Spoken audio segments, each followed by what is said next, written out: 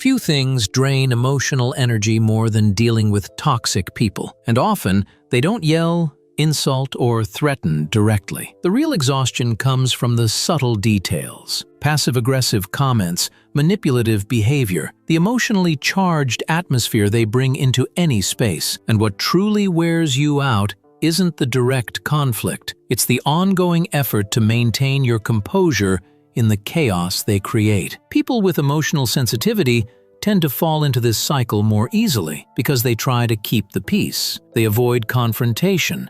They believe that enduring in silence is a sign of strength, but over time, that's no longer tolerance. It becomes self-neglect. You begin to lose a sense of what belongs to you and what belongs to them. And even more dangerously, you begin to accept as normal what should never be acceptable. What's curious is that toxic people don't need to raise their voices to dominate a space. They do it by redirecting all attention to themselves, by creating tension that turns your calmness into constant hyper-awareness. And the more reasonable you try to be, the more vulnerable you seem. Because in this kind of dynamic, the one trying to maintain harmony is usually the one adjusting too much, and the cost of that is high. Marcus Aurelius, even while surrounded by daily human conflict, betrayals, political games, competing interests, learned to protect something no one could steal: his internal response. He didn't try to force the world to change, he focused instead on not losing himself in what he couldn't control. The analogy he gives us is clear. A good ruler isn't the one who eliminates every threat, but the one who wisely governs their own reactions. Epictetus reinforces the same idea. It's not the person who disturbs you, it's the point at which you hand over your control. That changes everything,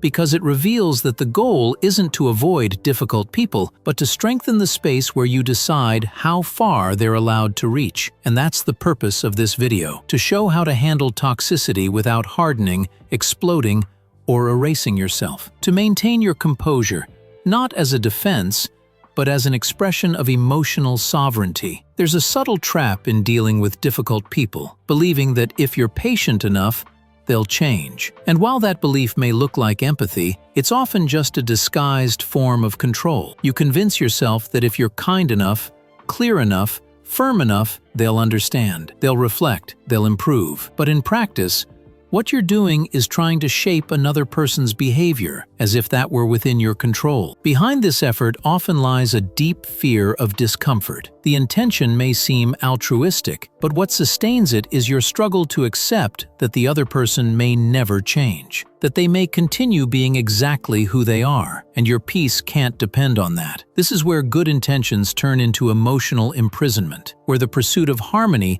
becomes ongoing depletion. Marcus Aurelius, in his Clarity, wrote many times about the importance of accepting people's nature as it is, not as it should be. He didn't say this coldly, but clearly. He understood that part of emotional freedom comes from letting go of the ideal. When you stop expecting others to behave how you want, you start using your energy where it actually matters, in building your own limits. You've been there. You tried talking.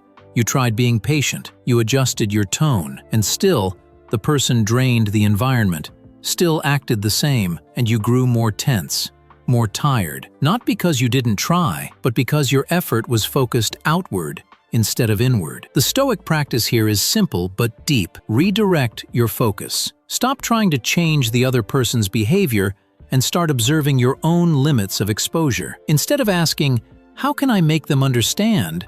start asking, how much of this do I need to accept? Where can I reduce this impact on myself? How far does this interaction really need to go? Here comes a razor-sharp question of self-awareness. Am I trying to help or just trying to avoid discomfort? Because very often, the desire to help becomes a polished excuse to stay stuck, to keep trying to control what lies outside your choices. But when you let go of that, something shifts. Energy returns, clarity expands, and the weight of carrying the other person disappears. Because you finally understand, you're not here to fix anyone, you're here to not lose yourself. There's a blind spot common among those who seek balance. The belief that silence is always a sign of emotional growth, that by not reacting to provocation, they're being strong, that by holding back the cutting remark, the sharp glance, the impatient tone. They're practicing self-control. But often what's really happening is repression. Not a conscious choice, just a habit of swallowing everything without processing anything. The problem is, the body doesn't forget. The mind doesn't forget. What was felt but not named doesn't disappear. It sinks. It becomes tension, emotional fatigue, a discomfort you can't quite explain, but that shows up in your mood, your energy, your presence. Slowly, you stop losing your composure and start losing your connection to yourself. Epictetus taught that self-control is not the absence of reaction, it's the ability to choose. It's the freedom to respond based on principle, not impulse. It's not about swallowing everything. It's about deciding what deserves a response and what doesn't deserve your energy. When you pretend nothing happened, the wound stays open. But when you acknowledge what you felt and choose how to act, true control is born. This happens more often than you might think. You're in a meeting, someone makes a disrespectful comment, you stay silent, but you take that tension home, you replay the scene. Imagine what you should have said. You create inner dialogues, and your body stays on high alert. There was no outburst, but no real resolution either. This is where a simple, effective Stoic practice comes in. 3 internal steps. Identify the emotion, name the boundary, choose the smallest necessary action. This can happen in seconds. Feel the discomfort and name it. Recognize that a boundary has been tested, and based on that, decide what needs to be done. Sometimes it's a conversation. Sometimes it's just an internal shift. Sometimes it's slow, quiet distancing, but never denial. Over time, this process transforms how you show up. You don't react less because you're numb. You react less because you're more whole. Silence stops being forced restraint and becomes conscious presence. And the result is clear: less buildup, less rumination, less emotional wear, more clarity, more strength, more sovereignty over what comes into you and what stays. Many people think being firm means confrontation, that setting boundaries requires arguments, standing your ground, going head-to-head. And because they think this way, they avoid doing what's necessary. They'd rather endure than draw the line, rather swallow it than cause tension. But there's a Stoic alternative: silent, powerful. Reduce emotional exposure. Don't react more. Don't over-explain. Just become less available, with more intention. Toxic people feed off reaction. They thrive when they sense you're trying to fix them, explain yourself, or defend your position, because in that moment, you're already in their game. You've already been pulled into the dynamic. Contrary to what it seems, the power isn't in reaction. It's in the lack of it, in the emotional distance that empties the cycle of provocation and response. The less you engage, the less room they have to manipulate. Marcus Aurelius mastered this kind of quiet authority. He didn't avoid conflict, but he didn't get drawn into it either. He maintained functional proximity with those he needed to be around without becoming emotionally entangled. He understood, it's not about cutting everyone off, it's about exposing yourself less to what doesn't add anything, about being present without being absorbed. This practice shows up in simple situations. Someone keeps repeating the same draining behavior. Instead of confronting them, you respond with fewer words. You participate less in the narrative. Leave the conversation earlier. Change the subject. Show up less. Engage without going deep. And that slowly changes the dynamic, because you no longer feed the tension with reactions or justifications. You simply protect yourself, calmly but firmly. It's a subtle shift. Short, neutral, predictable interactions. Nothing dramatic.